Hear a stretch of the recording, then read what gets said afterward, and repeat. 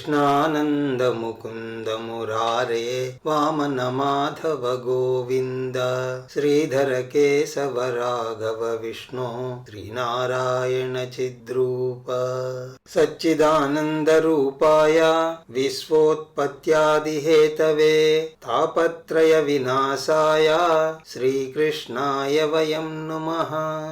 యం ప్రవ్రజంతమనుపేతమపేతకృత్యం ద్వైపాయనో విరహకాతర ఆజుహావ పుత్రేతి తన్మయతయా తరువోభినేదు తం సర్వభూతహృదయం మునిమానతోస్మి. నారాయణం నమస్కృత్య నరం చైవ నరోత్తమం దేవీం సరస్వతీం వ్యాసం తతో జయముదీరయేత్. ఓం శ్రీ గురుభ్యో నమః. శ్రీమద్భాగవత కథా రసాస్వాద చిత్తులైన మీ అందరికీ స్వాగతం. నిన్నటి రోజున సుఖయోగేంద్రులు వారు అంత్యకాలంలో అసంగమనే శస్త్రాన్ని ఉపయోగించి సర్వబంధనాలను త్యజించాలి అని, దానికి జీవితంలో మనం ఎంత ఆర్గనైజ్డ్ గా ఉంటే అది అంత బాగా పనిచేస్తుంది అని చెప్పడం చూసాం. ఇప్పుడు శ్రీ శుకుల వారు ఆ అంత్య సమయానికి ఏర్పాటు ఏ విధంగా చేసుకోవాలో చెప్తున్నారు. గృహత్ ప్రవ్రజితో ధీరః పుణ్యతీర్థజ్జలాప్లుతః శుచౌ వివిక్త ఆసీనో విధివత్ కల్పితాసనే అభ్యాసేన్మనసా శుద్ధం త్రివృద్బ్రహ్మక్షరం పరం మనోయచ్ఛేజ్జితశ్వాసో బ్రహ్మబీజమవిస్మరన్. ఇక్కడి నుంచి ధ్యానానికి సంబంధించిన విధిని ఆయన వివరిస్తున్నారు. ధ్యానమును ఎలా సాధించాల్సి ఉంది అంటే, ధ్యానము అంటే ఏమీ లేదు, మనోవ్యాపారం. మనస్సు అన్యమైన విషయముల చేత అంతరాయం పొందకుండా అనంతరిత ప్రవాహంగా ఒక అంశం మీద ఉండడం ధ్యానం. అంతేగాని నిర్విషయం మనః అని తీసుకోనక్కర్లేదు. భగవత్పాదులు ధ్యానానికి నిర్వచనం అలాగే రాశారు. అన్యవృత్తి ప్రవాహ అనంతరిత సజాతి వృత్తి ప్రవాహ ధ్యానః. అంటే నాన్ సిమిలర్ థాట్స్ కాకుండా సిమిలర్ థాట్స్ యొక్క flow, not one thought, similar thoughts. One thought అంటే కుదరదు. మన థింకింగ్ ప్యాటర్న్ గనక మీరు చూసినట్లయితే ఒక థాట్ ఎక్కువసేపు ఉండదు. ఈ ఆలోచన పుడుతుంది, టక్కుమని పోతుంది. అందుకే బౌద్ధులు క్షణిక విజ్ఞానము అని అన్నారు. క్షణిక విజ్ఞానము అంటే ఏంటి? ఏ టెంపరరీ మేనిఫెస్టేషన్ ఆఫ్ కాన్షియస్నెస్. ఈ క్షణిక విజ్ఞాన సిద్ధాంతం చాలా కఠినమైన సిద్ధాంతం. దాంట్లో ఉన్న థీమ్ ఏమిటి అంటే, శూన్యమే సత్యము, కానీ చైతన్యం అప్పుడప్పుడు ప్రకటించబడుతుంది. వాస్తవానికి స్థితి శూన్యం. ఇప్పుడు మీ mind blank mind. Now and then thoughts do అక్కర్.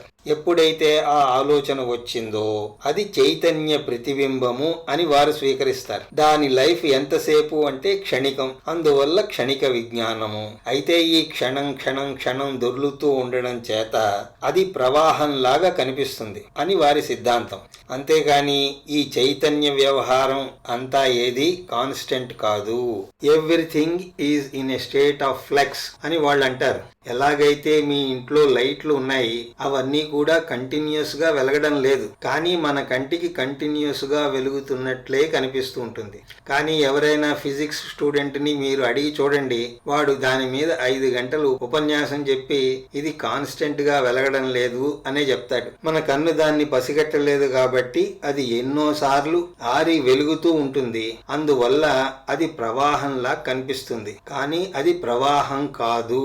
ఇది బౌద్ధుని యొక్క సిద్ధాంతం. బాగానే ఉంది, కానీ ఇందులో దోషాలున్నాయి. ఇది సత్యం కాదు. ఇక్కడ వాళ్ళు చెప్పిన దానికి మనం చెప్పేదానికి తేడా ఎక్కడ వస్తుంది అంటే, చైతన్యం నిర్విషయంగా ఎప్పుడూ ఉంటుంది, శూన్యం కాదు. చైతన్యంలోంచి వృత్తి ప్రారంభం అవుతుంది. వృత్తి అంటే ఏం లేదు, వృత్తి అంటే థాట్స్. వృత్తి ప్రారంభమైనప్పుడు చైతన్యం ప్రతిబింబిస్తుంది.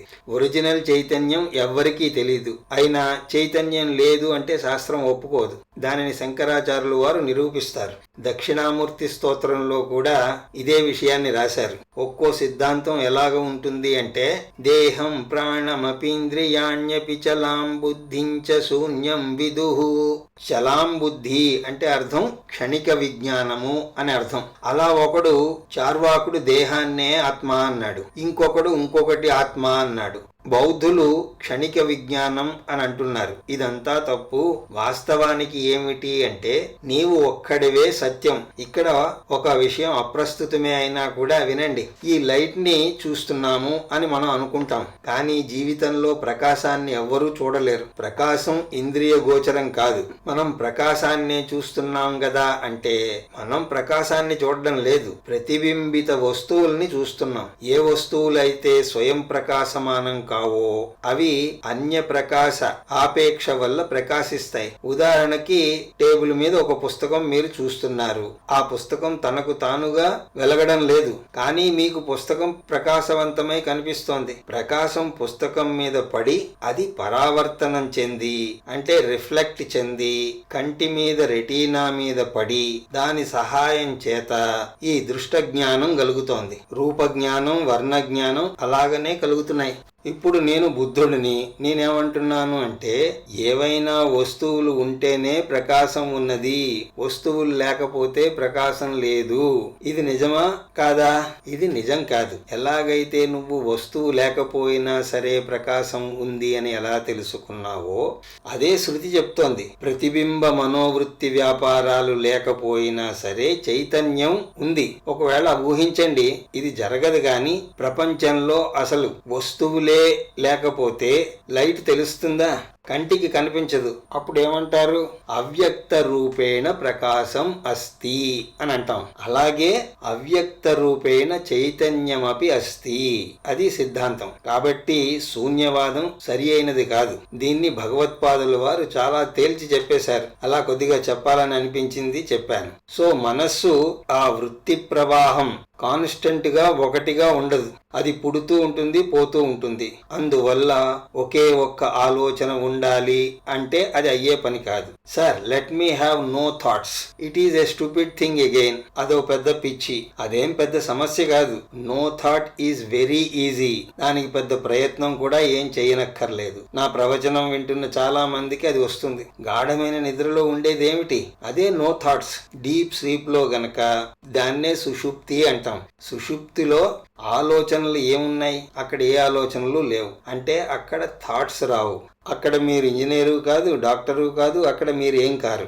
అదే మీరు జాగ్రత్త అవస్థలోకి వస్తూనే ఫస్ట్ స్టేట్మెంట్ ఏంటి? నేనెవరో తెలుసా? అదే మాట మరి నిద్రలో అనరే. ఎందుకు నిద్రలో అనలేరు అంటే అక్కడ థాట్స్ లేవు కాబట్టి. అందుకోసమే నిద్రను సుషుప్తిని వర్ణిస్తూ ఏమంటారు అంటే అంధో ఆనందో భవతి అని అంటారు. అక్కడ అంధత్వ మంధత్వ పటుత్వాది ఏవీ లేవు. అదే జాగ్రత్త అవస్థలోకి వస్తే నా మొహం ఇలా ఉంది, నాకు కనబడడం లేదు, నాకు వినిపించడం లేదు అని ఏడ్చే వీడు నిద్రలోకి పోతూనే హాయిగా ఉంటాడు. అక్కడ అంధుడు అంధుడు కాడు, చెవిటివాడు చెవిటివాడు కాదు, ఎవ్వరు ఏదీ కాదు, సచ్చిదానంద బ్రహ్మంలా ఉంటారు. అదే నో థాట్స్ అంటే. అయితే దానివల్ల ఒరిగిందేమిటి? నువ్వు నిద్ర లేచాక అదే పాత టూత్ బ్రష్, పేస్టు, ఎప్పటిదో టంగ్ క్లీనరు, అంతకంటే ఏమైనా వచ్చిందా? ఏమీ జరగలేదు. అందువల్ల నో థాట్స్ వల్ల ఏం లాభం లేదు అని తేలిపోయింది. అలాగే ఒకే థాట్ ఉండడం అన్నది కూడా కుదరదు అని తేలిపోయింది. మరి ఇక్కడ ధ్యానం అంటే ఏమిటి అంటే అన్య విషయ అనంతరిత సజాతీయ వృత్తి ప్రవాహ ధ్యానం. వేరొక ఆలోచన చేత భంగపడకుండా ఏక విషయమైన ఆలోచనల సమూహ ప్రవాహం. ఇది ధ్యానానికి చాలా ప్రాక్టికల్ డెఫినేషన్. మిగతావన్నీ ఏం కావు. కాబట్టి ధ్యానాన్ని నిత్య జీవితంలో ఎలా చెయ్యాలో ఇక్కడ తెలియజేస్తున్నారు. దానికి మొదట మీరేం చెయ్యాలి అంటే గృహాత్ ప్రవ్రజితో ధీరః. ఇలాంటి విషయాన్ని సాధించాలి అని అనుకున్నవాడు మరణాసన్నమైన సమయంలో కూడా ఉత్తమ గతికై ప్రయత్నం చెయ్యాలి అని అనుకున్నవాడు, పశుపక్షాది యోనుల్లో పడకూడదు అని అనుకున్నవాడు, అలాంటి ధీరుడు బుద్ధిమంతుడు మరణాసన్నం అవడానికి ముందే ఏం చెయ్యాలి అంటే గృహాత్ ఇంటి నుండి, ప్రవ్రజితః ప్రవ్రజేత్ ఇంటిని వదిలిపెట్టి వెళ్ళాలి. తప్పదు మరి.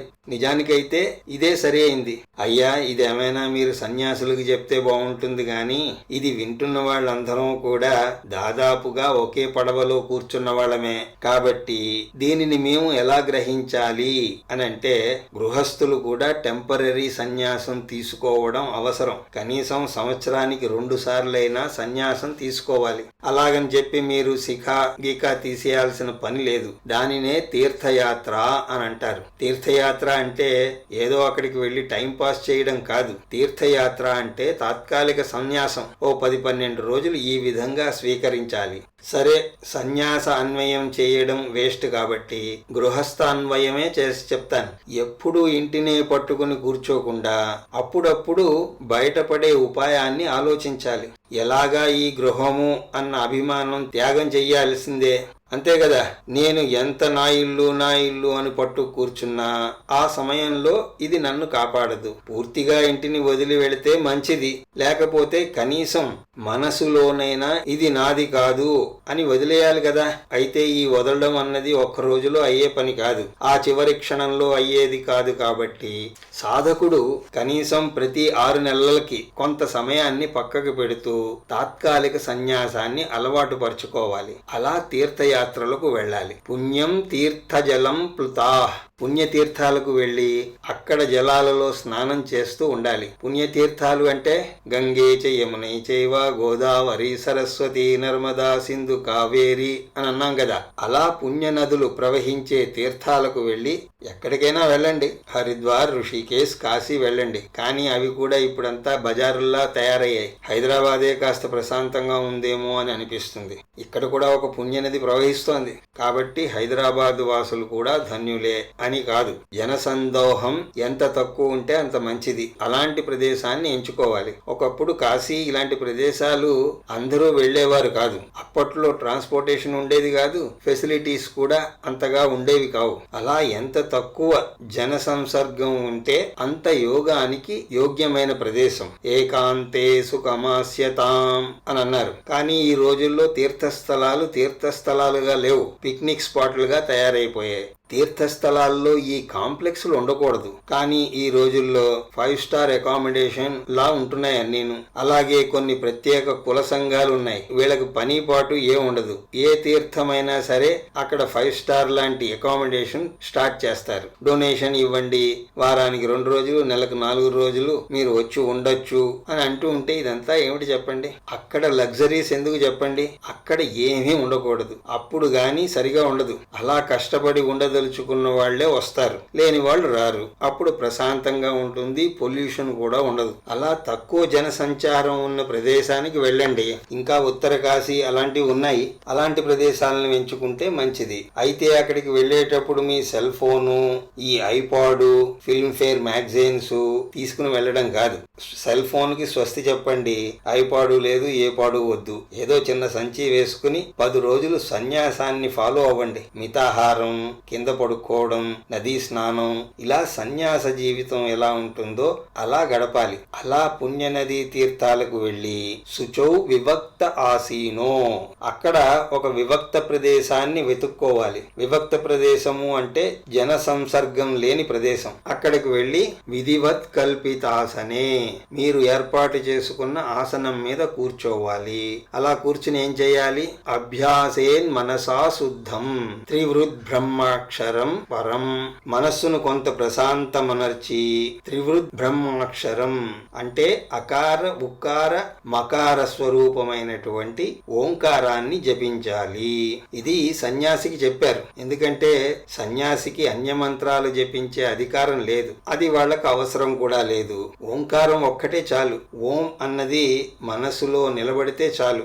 అది మన మనసులో నిలబడదు కాబట్టి ఆ తర్వాత నారాయణనో శివాయ లేక మరొకటి అని అన్నారు. లేకపోతే ఒక్క ఓం అన్నది సరిపోతుంది. అకార ఉకార మకారాలలో చెప్పని విషయం అంటూ లేదు. మీరు అనే శివుడు, నారాయణుడు, సమస్త ప్రపంచం అందులోనే ఉన్నాయి. అలాగా అకార ఉకార మకారాల స్మరణకు ప్రత్యేకమైన ఫలాలున్నాయి. ఎవరైనా సరే తిరిగి మానవ జన్మయే కావాలి అని అంటే ఆ అనే అక్షరం మీద ఉపాసన చేయాలి. అలా ఉపాసన చేస్తే దేహ పతనాన్ని జన్మానంతరం మళ్ళీ వాడు మనిషిగానే పుడతాడు. అలాగే 2 అక్షరాలు, మొదటి 2, ఈ రెండింటినీ ఉపాసన చేస్తే చంద్రలోకం ప్రాప్తిస్తుంది. సోమలోకం ప్రాప్య సోమేన సహ పరమ సుఖం అనుభూయాత్. అలా సోమలోకానికి వెళ్లి చాలా సుఖాలను అనుభవిస్తాడు.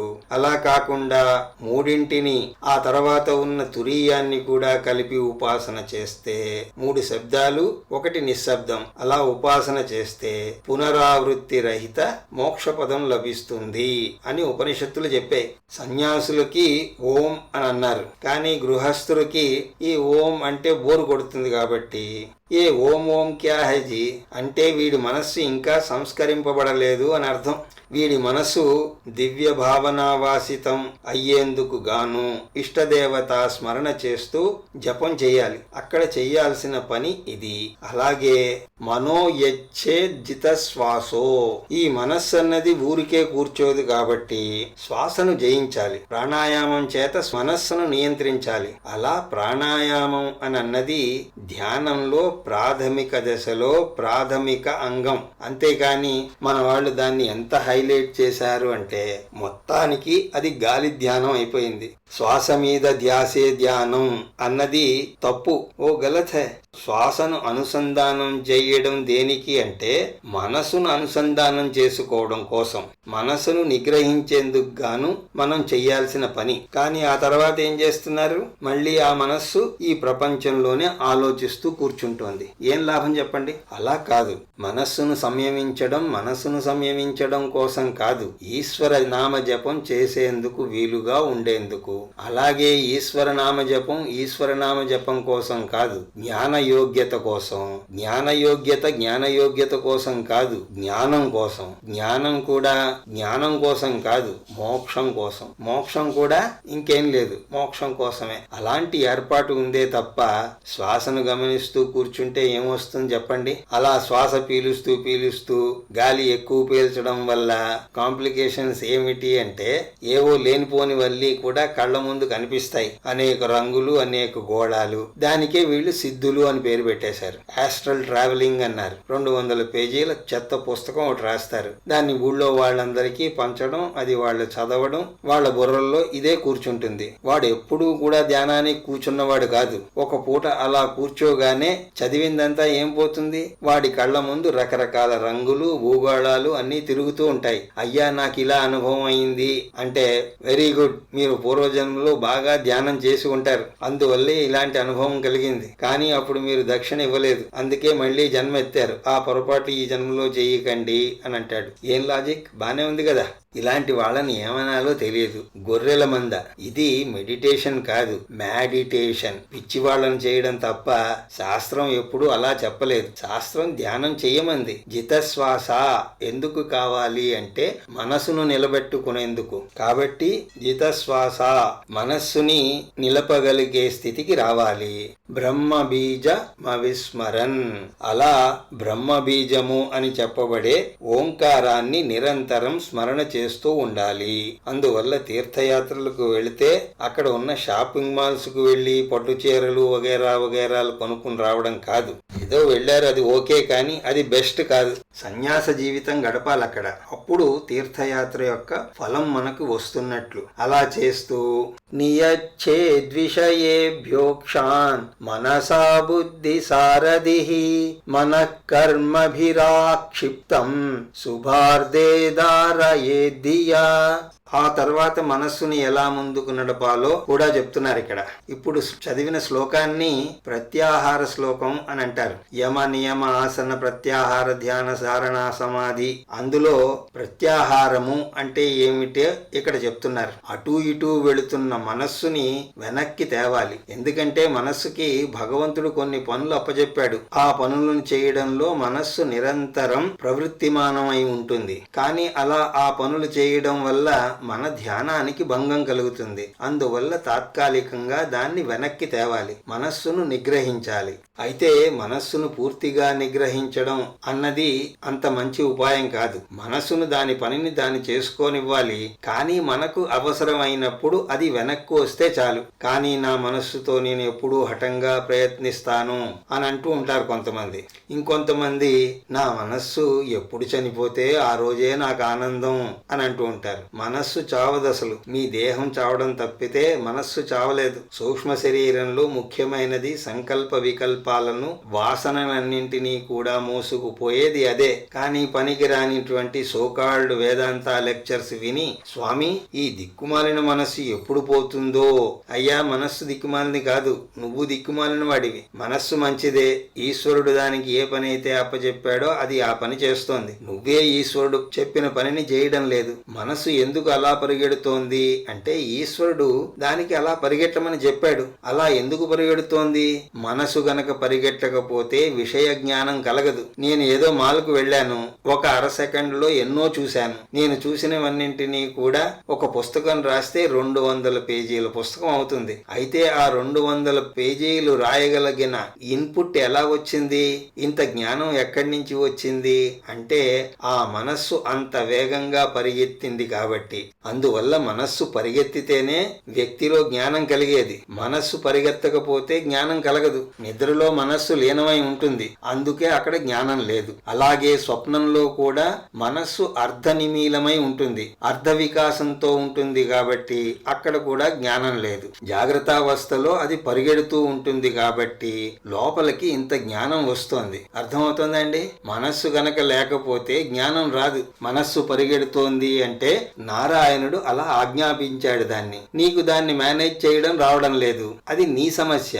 అది బాగానే ఉంది. సార్, నేను అరేబియా నుంచి ఒక గుర్రాన్ని తెప్పించుకున్నాను, కానీ అది ఊరికే పరిగెడుతోంది సార్. ఓరి మూర్ఖుడా, అరేబియా గుర్రం అంటేనే పరిగెత్తేది, నీకు కళ్ళెం పట్టుకోవడం రావడం లేదు. సార్ ఈ గుర్రం మెల్లిగా వెళ్లే ఏర్పాటు ఏమైనా చేస్తారా అంటే, గాడిద ఒకటి కొనుక్కో సరిపోతుంది. ఆ గుర్రాన్ని విజయ్ మాల్యాకి ఇచ్చే ఆయన రేసుల్లో వాడుకుంటాడు, నువ్వు గాడిద మీద తిరుగు. నీకు కళ్ళెం పట్టుకోవడం రాక గుర్రాన్ని తిడుతున్నావు. మనసు అనేది కూడా అలాంటి గుర్రమే. అది పరిగెడుతూ ఉంటేనే జ్ఞానం ఇస్తుంది. You don't know how to catch the rain, don't know how to ride. అది నీ ప్రాబ్లం. అయితే సమస్య ఏమిటి అంటే ఆ మనస్సు పరిగెడుతున్నప్పుడు మనకి కావలసిందేమిటో దానికి చెప్పలేదు. మనస్సుకు కూడా చెప్తారా అండి అంటే ఎందుకు చెప్పరు?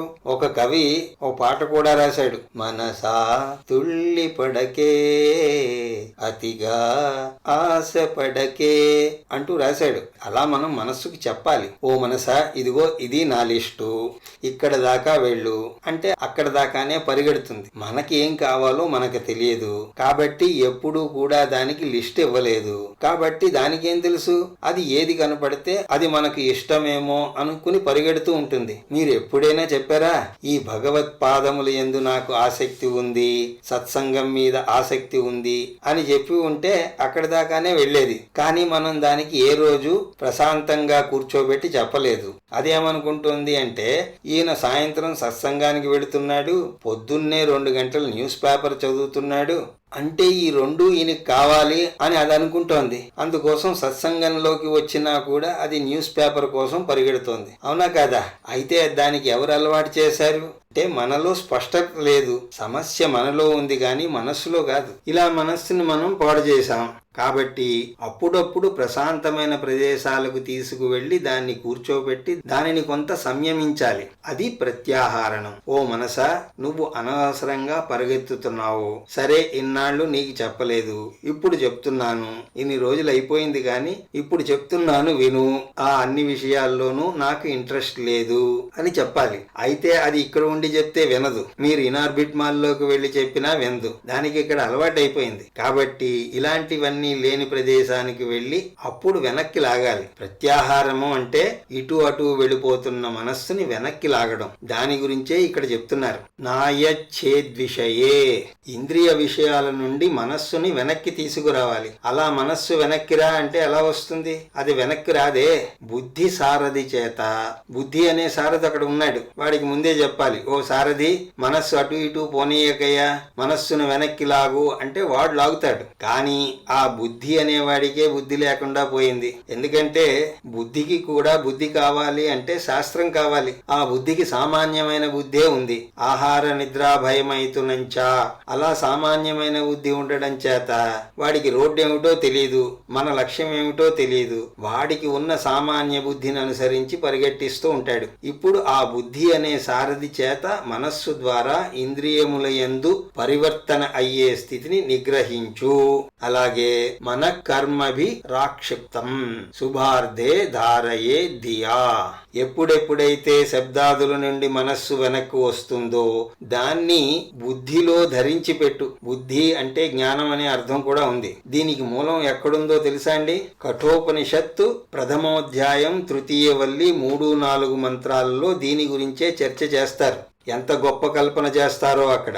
ఆత్మానం రథినం విద్ధి శరీరం రథమేవతు బుద్ధిం తు సారథిం విద్ధి మనః ప్రగ్రహమేవ చ ఇంద్రియాణి హయాన్నాహుః విషయాంస్తేషు గోచరాన్ ఆత్మేంద్రియమనో యుక్తం భోక్తేత్యాహుర్మనీషిణః. ఇక్కడ ఆత్మ రధికుడు అంటే వెనక సీట్లో కూర్చుని హాయిగా కూర్చునేవాడు. శరీరం రథం, బుద్ధి సారథి, మనస్సు కళ్ళాలు. మరి గుర్రాలు? ఇంద్రియాలే గుర్రాలు. విషయ వస్తువులన్నీ కూడా ఆ గుర్రాలు పరుగు తీసే మార్గాలు. అంటే శబ్ద స్పర్శ రూప రసగంధాదులన్నీ కూడా వాటికి మార్గాలు. అలాగే ఈ శరీరము, ఇంద్రియము, మనస్సు వీటితో కూడిన జీవుడు ఈ జీవిత సుఖాలు అనుభవించేవాడు. వాడే భోక్త. ఈ కోణం నుంచి చూసినప్పుడు చైతన్యాన్ని గనక చెప్తే అది భోక్త. వీడే ఇహలోక పరలోక గామి. ఇదే సన్నివేశాన్ని భగవద్గీతలో వ్యాసుల వారు చిత్రం వేశారు. అర్జునుణ్ణి కృష్ణుణ్ణి ఎలా కూర్చోబెట్టాలి అన్న ఆలోచన ఆయనకు వచ్చింది. అప్పుడు ఆయన వేసిన చిత్రాన్ని ఎక్కడి నుంచి తెచ్చారు అని అంటే అది కఠోపనిషత్తు నుంచి వచ్చిందే. అక్కడ కృష్ణుడు ముందు కూర్చున్నాడు. కృష్ణుడు అంటే జ్ఞానం. జ్ఞానం సారథి అవ్వాలి. వెనక కూర్చున్నవాడు ఎవడు? పార్థుడు. అంటే వాడు జీవుడు. ఎలాంటి జీవుడు? జ్ఞానం ఎలా చెప్తే అది చేసే జీవుడు. ఆయన లే అంటే లేస్తాడు, కూర్చో అంటే కూర్చుంటాడు. ఆయన యుద్ధం చెయ్యి, తస్మాత్ యుధ్యస్వ భారత అంటే రైట్ అని అన్నాడు.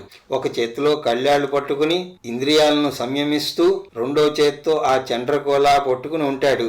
ఆ గుర్రాలన్నీ నిలబడి ఉంటాయి. ఇదంతా ఎక్కడి నుంచి వచ్చింది? అలాగే ఏకశ్లోకి గీత అంటే ఇదే. యత్ర యోగేశ్వర కృష్ణ యత్ర పార్థో ధనుర్ధరః తత్ర శ్రీర్విజయో భూతి ధ్రువాని తిర్మతిర్మమ.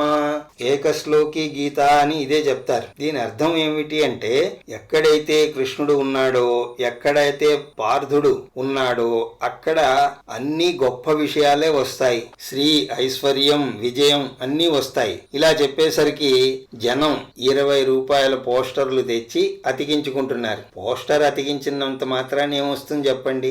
ఏ హృదయంలో ఇవి ఉంటాయి అని అంటే అర్థం ఏమిటి? Krishna represents right knowledge, Arjuna represents right action. ఎక్కడైతే సమ్యక్ జ్ఞానము, సమ్యక్ కర్మ ఉంటుందో అక్కడ దేవాది దేవతలు దిగి వచ్చినా సరే వాళ్ళ యొక్క శ్రీని, గొప్పతనాన్ని, విజయాన్ని ఆపలేరు. వాట్ ఈజ్ సక్సెస్ అంటే దట్ ఈజ్ సక్సెస్. సరి అయిన జ్ఞానము, సరి అయిన ఆచరణ, అంతే. ఈ రెండు ఎక్కడ ఉంటే విజయం అక్కడ సిద్ధిస్తుంది. అలా ఆ చిత్రాన్ని మన మనసులోకి పెట్టేందుకు వ్యాసుల వారు ఎంత తపించారో. వారికి ఆ ఆలోచన ఎక్కడి నుంచి వచ్చింది అంటే కఠోపనిషత్తు నుంచి వచ్చింది. అదే విషయాన్ని తదనంతరం భాగవతాది శాస్త్రాల్లో సైతం నిక్షిప్తం చేశారు. అలా నువ్వు బుద్ధి అనే సారథిని శక్తివంతంగా చెయ్యగలిగితే, శాస్త్రజ్ఞానం వాడికి ఇవ్వగలిగితే, వాడు మనస్సు అనే పగ్గాలని గట్టిగా పట్టుకుంటాడు. తద్వారా ఇంద్రియాలనే గుర్రాలు ఎక్కడ పడితే అక్కడికి వెళ్ళవు. మన యాత్ర ఎటు వెళుతుందో అటే వెళతాయి. అలా అవన్నీ కూడా మన దిశలో ఇంద్రియాలన్నీ కూడా ప్రయాణం అవ్వాలి అంటే స్పీడ్గా వెళుతున్న వాటిని ఒకసారిగా ఆగమంటే ఆగుతాయా? ఆగలేవు. ఎలాగైతే మనం కారు సడన్ గా రైట్ సైడ్ తిప్పాలి అంటే తిప్పలేము. కొంచెం స్లో చేసిన తర్వాత తిప్పగలిగేంత స్పీడ్ వచ్చినప్పుడు అలా మనం టర్న్ చేస్తాం. అలాగే ప్రపంచంలో ఉన్న మనస్సుని ఉన్నట్టు ఉండి హే మైండ్ బికమ్ స్పిరిచువల్ అంటే ఏ కోన్ బేవకూఫ్ హై అని అంటుంది. నాకు ఒక అతను చెప్పాడు, నేను ఫలానా ఆయన దగ్గరికి ధ్యానం కోసం వెళ్ళానండి, ఆయన ఏదో చెప్తారు అని అంటే వెళ్ళాను, ఆయన తన ముందు కూర్చోమన్నాడు, కళ్ళు మూసుకోమన్నాడు, కళ్ళు మూసుకున్నాను, 2 నిమిషాలు కూడా అవలేదు, స్విచ్ ఆఫ్ ద మైండ్ అని అన్నాడు, నాకేం అర్థం కాలేదు, లేచి వచ్చేసాను అని అన్నాడు. అంత ఈజీగా ఉంటే వాడి అవసరం ఏముందండి, ఇంట్లో కూర్చుని స్విచ్ ఆఫ్ అంటే అయిపోతుంది కదా. అది అంత సులభం కాదు. అందువల్ల ప్రత్యాహారం కావాలి. మనస్సు యొక్క వేగాన్ని నిగ్రహించడం ఎంతవరకు నిగ్రహించాలి అంటే మళ్ళీ వేగాన్ని 0 చేయడం కాదు. ఏ వేగంలో అయితే నేను అనుకున్న వైపుకు తిరగగలనో అంత వేగానికి తీసుకురావాలి. అలా ప్రత్యాహారాన్ని చేస్తే తప్ప మనస్సు మనం అనుకున్న దిశలోకి తిరగదు. ఉన్నపాళంగా ఓ మనస ఆధ్యాత్మికం వైపుకు తిరుగు, భగవంతుని పాదపద్మాల్ని భజించు అంటే అంత స్పీడ్లో ఉన్నది తిరిగితే ఏమవుతుందండి, యాక్సిడెంట్ జరిగి తీరుతుంది. అప్పుడు నష్టం ఎవరికి, దెబ్బలు ఎవరికి తగులుతాయి, మనకే తగులుతాయి. ఆ దెబ్బలు ఏమిటో తెలుసా అండి, పునరపి జననం పునరపి మరణం, అదే దెబ్బలు. కాబట్టి మనస్సుతో ఎంతో జాగ్రత్తగా ప్రవర్తించాలి. దానికి కమాండ్ కాదు, సజెషన్ ఇవ్వాలి. అది కూడా చాలా చక్కటి పద్ధతిలో ఇవ్వాలి. అదే ప్రత్యాహారము అంటే. అలా చేసిన తర్వాత నిదానంగా ధారణ చెయ్యవలసి ఉంటుంది. ఆ ధారణం, ఆ తదనంతర విషయాలు ఏమిటో రేపు దర్శించే ప్రయత్నం చేద్దాం. నా మాటల్ని ఎంతో శ్రద్ధగా వింటున్న మీ అందరికీ శిరస్సు వంచి నమస్కరిస్తూ హరి ఓం తత్సత్.